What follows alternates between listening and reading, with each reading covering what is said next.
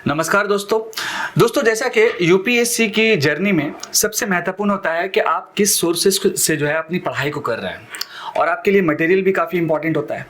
लेकिन कहीं ना कहीं दोस्तों ये जो आज का सेशन हमारा है और इस सेशन में पार्टिकुलर हम 10 इंपॉर्टेंट बुक्स के बारे में डिस्कस करेंगे और इस 10 बुक के बिना आपका जो सिविल सर्विस का प्रिपरेशन है वो बिल्कुल अधूरा है दोस्तों। फर्स्ट ऑफ ऑल होता क्या है कि सिविल सर्विस के एग्जामिनेशन के प्रिपरेशन में नॉर्मल हमारे पास सोर्सेज का कमी नहीं होता है। सोर्सेज दैट मीन्स के एक ऐसा सोर्स जो आप खुद से डिसाइड करते हैं, एक वो सोर्स हो जाता है जो आपके फ्रेंड आपको रिकमेंड करते हैं, और एक वो सोर्स हो जाता है जो नॉर्मल क्या होता है कि जो आपको कोचिंग्स के मटेरियल्स मिलता है, टीचर्स की तरफ से मिलता है। इन सब बीचों में बच्चों को ये कंफ्यूजन हो जाता है कि एक्चुअल सोर्स क्या है, कैसे उसको फॉलो किया जाए, क्या स्ट्रैटेजी बनाया जाए, कैसे उसको पढ़ा जाए। और सबसे इंपॉर्टेंट दोस्तों, इस सिविल सर्विस की जर्नी में ये जो 10 इंपॉर्टेंट बुक है वो काफ़ी महत्वपूर्ण है और काफ़ी ज़रूरी है, और इसके बिना सर्विसेज का जो है प्रिपरेशन बिल्कुल आधा और अधूरा है दोस्तों। ऐसे अगर कहा जाए एनसीईआरटी के रिगार्डिंग तो लगभग मान के चलिए on an average 6 to 12 classes का अगर हम काउंट करेंगे तो मान के चलिए कि 60 से 65 बुक्स मतलब एनसीईआरटी प्लस एडवांस्ड बुक्स और प्लस ऑप्शनल का बुक, ये कलेक्शन अगर हम करेंगे तो 65 बुक्स का जो है कलेक्शन हो जाता है। लेकिन इसी बीच में दोस्तों सबसे बड़ा प्रॉब्लम क्या है यूपीएससी के साथ कि आप अपने सोर्स को जितना लिमिटेड रखिएगा और रिविजन्स पे जितना ज़्यादा फोकस कीजिएगा उतना ही ज़्यादा आपके लिए बेहतर होगा दोस्तों। एक सबसे इंपॉर्टेंट चीज़ क्या है कि किसी भी बुक्स को पढ़ने का सबसे जो बेस्ट अप्रोच है वो आपका क्या होता है। जैसे एज फॉर एग्जांपल मान लीजिए आप हिस्ट्री पढ़ रहे हैं, मॉडर्न हिस्ट्री, स्पेक्ट्रम का बुक पढ़ रहे हैं, तो सबसे पहले आपको क्या करना है कि उस पार्टिकुलर बुक में जो भी कंटेंट है, सिलेबस और प्लस जो प्रीवियस ईयर क्वेश्चन है, उस पार्टिकुलर बुक का जो भी सिलेबस है यूपीएससी का और प्लस जो प्रीवियस ईयर क्वेश्चन है, मतलब कि उस सब्जेक्ट से क्या क्वेश्चन पूछा गया है, पहले उसको एनालाइज कर लीजिए, मेमोराइज अच्छे से कर लीजिए, और फिर क्या कीजिए कि उस बुक को पढ़ने आइए। और पहली बार में जब आप फर्स्ट रीडिंग करेंगे उस पार्टिकुलर बुक का तो उसको एक बार थोरोली रीडिंग कर लीजिए दोस्तों, उसमें अंडरलाइन या हाइलाइटर ये सब यूज नहीं करना है। लेकिन जब सेकंड टाइम उस बुक को आप रीडिंग करिएगा, फर्स्ट टाइम के बाद जब आप सेकंड टाइम रीडिंग कीजिएगा तो कोशिश करिए कि 50% जो है आपको हाईलाइट करना है। यानी कि जो जो कंटेंट आप पढ़ रहे हैं तो उसमें 50% क्या करना है, उस कंटेंट को आपको हाईलाइट करना है या अंडरलाइन करना है। और जब आपका नेक्स्ट जब रीडिंग होगा तो आपको ओनली जो आपका हाइलाइटर पॉइंट है आपको उसको ही रिवीजन करना और उसको ही पढ़ना है दोस्तों। और उसके साथ साथ जब वो 50% जब हाइलाइटेड पोर्शन आप पढ़िएगा तो देन इसके बाद जब आपका नेक्स्ट रीडिंग होगा तो आपको क्या करना है कि उसमें से भी जो है आपका नॉर्मल सा जो 20% जो पोर्शन है उसको आपको हाईलाइट करना है। मतलब कहने का मतलब ये है कि जब आप बुक को पढ़ रहे हैं तो पहले रीडिंग में आपको थोरोली रीडिंग कर लेना है, बिकॉज आपको आइडिया नहीं है कि इस बुक में है क्या, क्या कहना चाह रहा है, तो एक थोरोली रीडिंग हो गया। सेकेंड रीडिंग में क्या होगा, एक अंडरस्टैंडिंग बिल्ड हो जाएगा आपके साथ और उसमें आपको 50% जो पोर्शन है उसको आपको हाईलाइट कर लेना है जो आप कंटेंट पढ़ रहे हैं।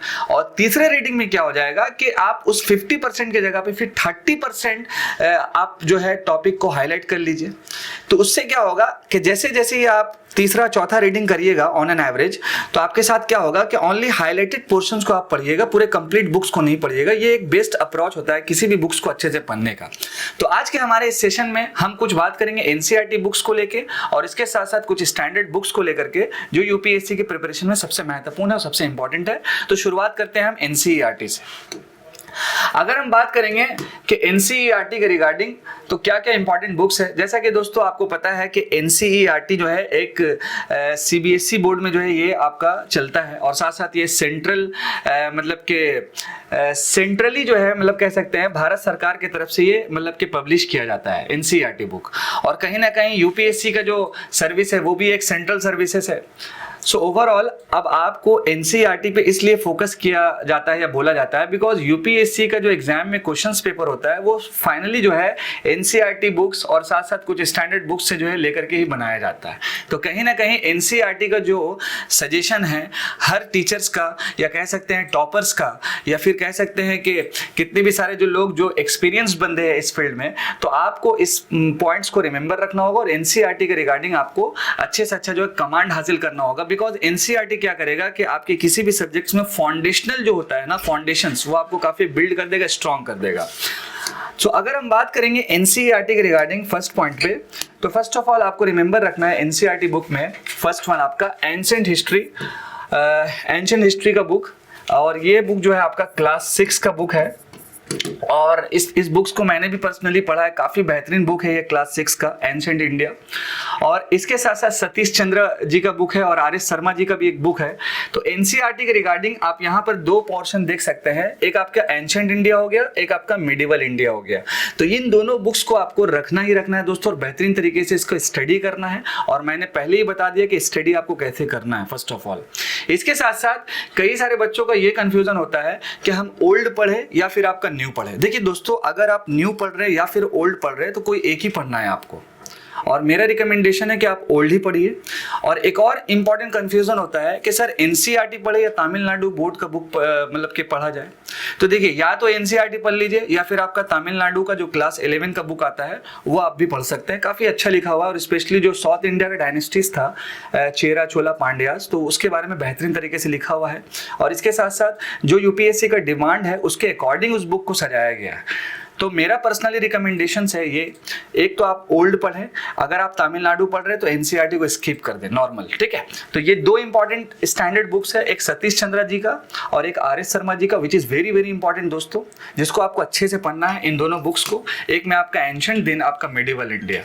अगर हम बात करेंगे इसके बाद नेक्स्ट बुक का, तो कहीं ना कहीं दोस्तों आपको पता है हमारे यूपीएससी की सिविल सर्विस की जर्नी में आर्ट एंड कल्चर्स का काफी इंपॉर्टेंट रोल है। और आपको पता है दोस्तों कि जीएस1 में जो मेंस का सेक्शन है, तो कहीं ना कहीं culture, heritage, dance, music, architecture, literature, there are numerous topics under जीएस1 पार्ट।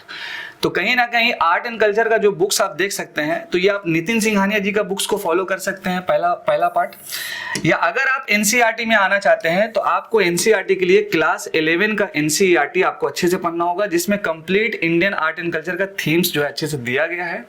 और मेरी इसी सेशन में, इसी ही वीडियोस में के माध्यम से, इसी प्लेटफॉर्म पे GS1, GS2, GS3 then GS4 का अलग अलग स्ट्रैटेजी आएगा और बिल्कुल टू दी पॉइंट आएगा।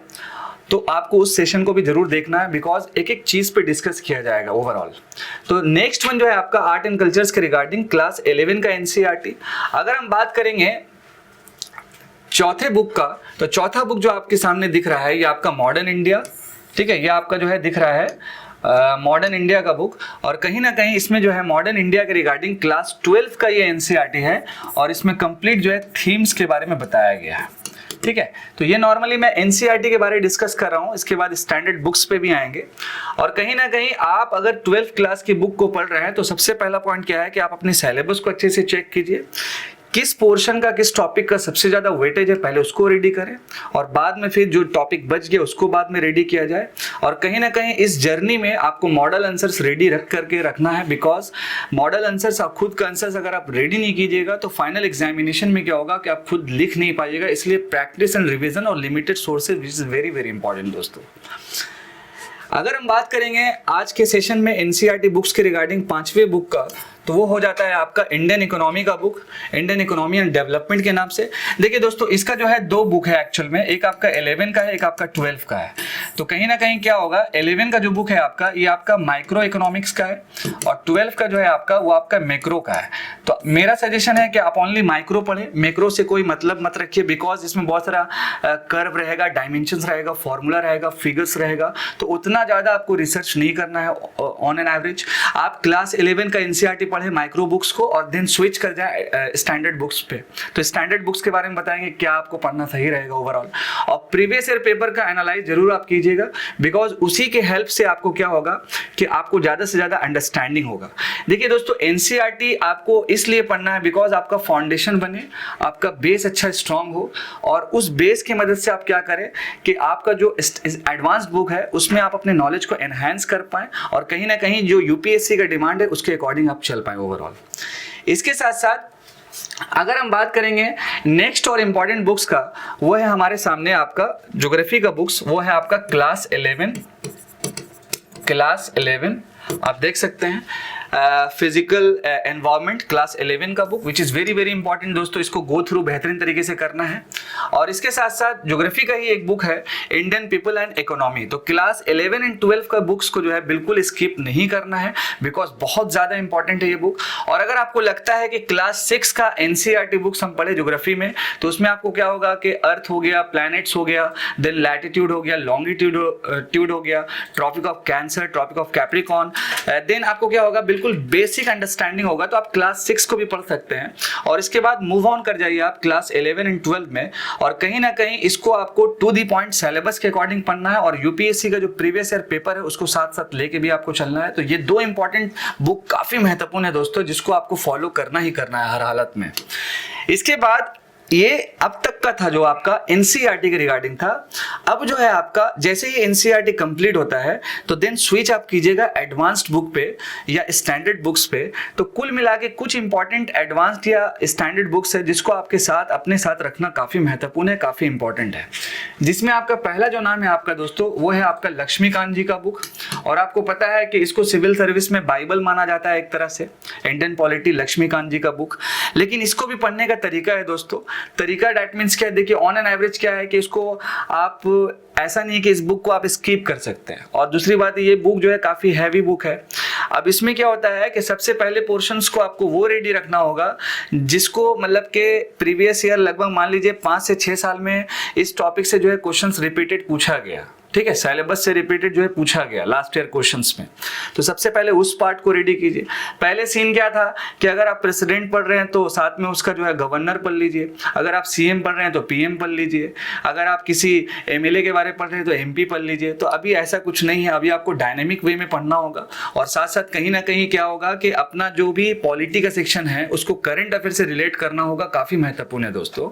जो मेरे GS2 के स्ट्रैटेजी में आएगा तो उसको भी देखना ना भूलिएगा, बिकॉज वो टू दी पॉइंट रहेगा। और मेरा हमेशा ये ट्राई रहेगा आपके साथ कि आपको कंफ्यूज नहीं किया जाए, बिल्कुल सटीक टू दी पॉइंट रहा जाए और जो प्लान जो स्ट्रैटेजी बिल्कुल सिंपल हो और बिल्कुल प्रैक्टिकल हो ताकि आसानी से एग्जीक्यूट हो पाए। और दूसरा जो सबसे इंपॉर्टेंट बात है दोस्तों, ये एग्जाम में कंसिस्टेंसी बहुत मैटर करता है। अगर आप मान लीजिए एक हफ्ता कंटिन्यू पढ़ रहे लेकिन एक हफ्ता के बाद जो नेक्स्ट वीक है उसमें आप पढ़ाई ही नहीं कर रहे तो आपका जो लास्ट वीक का पढ़ाई वो बेकार हो जाएगा। इसलिए आप डेली पढ़ें, 1 घंटा पढ़ें, आधा घंटा पढ़े, लेकिन डेली रेगुलर पढ़े और कंसिस्टेंसी मेंटेन करके चले। ये कंसिस्टेंसी अगर आपका मेंटेन हो गया तो 10 to 12 मंथ का जो जर्नी होता है इसमें आपको रुकना नहीं पड़ेगा, थमना नहीं पड़ेगा और कहीं ना कहीं से पीछे से आपको पुश किया जाएगा कि नहीं बाबू पढ़ो पढ़ो पढ़ो। बिकॉज इस पार्टिकुलर एग्जाम में ही डिमांड होता है कंसिस्टेंसी, लिमिटेड सोर्सेस, प्रैक्टिसेस और साथ साथ आपको खुद पर ट्रस्ट। ओके, नेक्स्ट वन जो है दोस्तों वो है आपका मॉडर्न इंडिया का books which is also very very important. और ये जो बुक्स है दोस्तों ये आपका स्पेक्ट्रम का है, स्पेक्ट्रम का। और इसको जो है दोस्तों राजीव अहीर जी ने लिखा है जो ऑलरेडी एक आईपीएस ऑफिसर है और काफी बेहतरीन बुक है दोस्तों। छोटा सा पतला सा हैंडी बुक्स है, इतना मोटा सा मॉडर्न इंडिया का स्पेक्ट्रम का बुक। तो इस बुक को भी आपको अपने साथ रखना है। इस बुक को पढ़ने का क्या तरीका है दोस्तों कि हर चैप्टर के बाद देखिएगा 1 या 1.5 पेज में आपका समरी होगा। तो पहले क्या कीजिए, उस समरी को थोड़ा सा देख लीजिए। समरी को देखने के बाद आपको ये समझ में आ जाएगा कि चैप्टर का जो है मेन एजेंडा क्या है कहने का या कैसे कैसे प्रोसेसेस चल रहा है।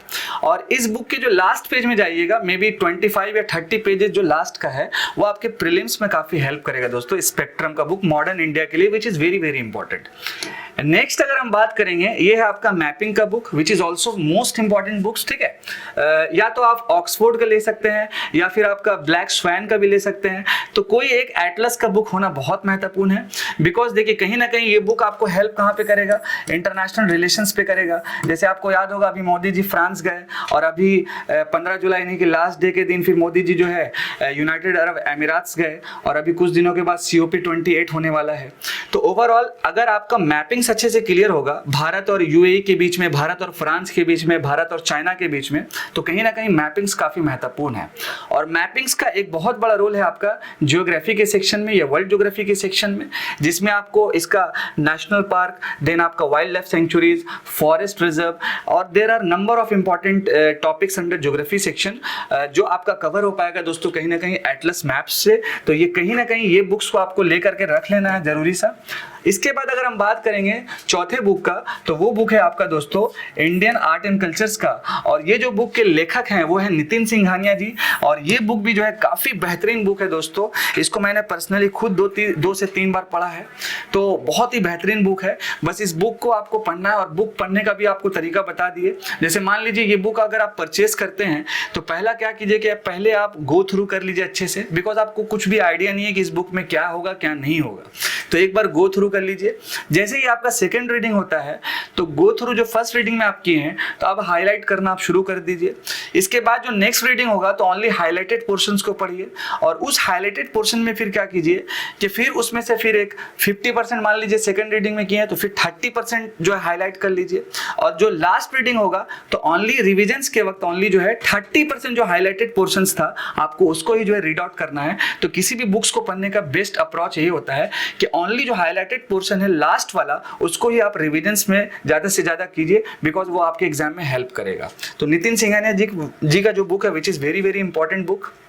Last but not the least, once again, पहले क्या था कि संजीव वर्मा जी का बुक चल रहा था इंडियन इकोनॉमी में, लेकिन मेरा भी जो आपके साथ पर्सनल सजेशन है इंडियन इकोनॉमी के लिए वंस अगेन आपको फॉलो करना है बेहतरीन तरीके वाला जो बुक है वो है आपका नितिन सिंघानिया जी का बुक। ठीक है, नितिन सिंघानिया जी का बुक जो है which is also most important for Indian economy.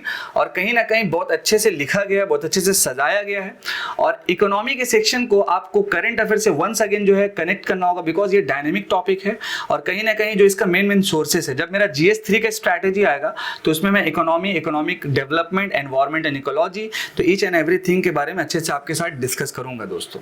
इसके साथ साथ last but not the least दोस्तों, एक मेरा और रिकमेंडेशन है स्टैंडर्ड बुक्स का, जिसका नाम है आपका एनवायरमेंट एंड इकोलॉजी के लिए, एनवायरमेंट एंड इकोलॉजी। और इसके लिए जो मेरा पर्सनल रिकमेंडेशन है आपका वो है आपका PMF IAS का बुक। पहले क्या था, शंकर IAS का बुक चल रहा था, अभी भी चलता है, लेकिन PMF IAS का जो बुक है काफ़ी ट्रेंडिंग में है और काफ़ी बेहतरीन तरीके से लिखा गया है। सो ओवरऑल ये कुछ था important standard and NCERT books का कलेक्शन। आई होप कि इससे आपको कई सारा इंपॉर्टेंट फायदा मिल सकता है। बस आप अपने ऊपर ट्रस्ट रखें, अपने लिमिटेड को जो है अपने सोर्सेज को लिमिटेड रखें और कहीं ना कहीं कंसिस्टेंसी मेंटेन करें। और जैसे आप आगे बढ़ते जाएंगे अपना मॉक टेस्ट लगाते जाएं, अपना प्रैक्टिसेस पे फोकस करते जाएं और अपने सोर्सेज को लिमिटेड रखें और ज़्यादा से ज़्यादा ट्राई करें कि रिविजन्स यही आपका की टू सक्सेस है। आई होप कि आपको आज का सेशन पसंद आया होगा। मैं आपका दोस्त और आपका होस्ट अदनान सर, जय हिंद दोस्तों।